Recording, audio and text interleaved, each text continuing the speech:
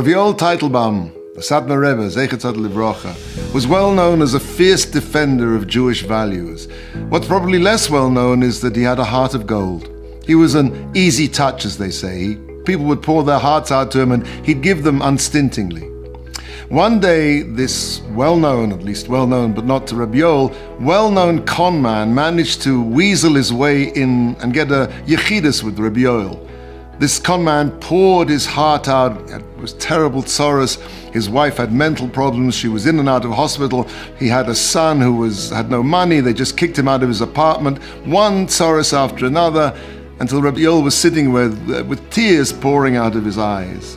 He put his hands into his pockets, pulled out all the money he had. He says, take the money. Go and make sure your wife is okay. Go and get your son a proper apartment. Go.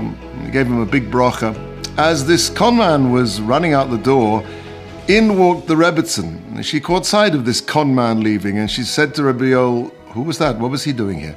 He said, "My wife, my dear wife, you have no idea of the tale of tzoros that I've just heard from this poor man." And he went on to catalogue about his wife and his son, and he said, "You must be joking. This guy doesn't have a wife. He's not even married. The whole thing that he said is a lie. It's completely untrue. None of it is true." Rabbi Yoel said, "Oh, Baruch Hashem, none of it's true." That's real Ahavat Yisrael.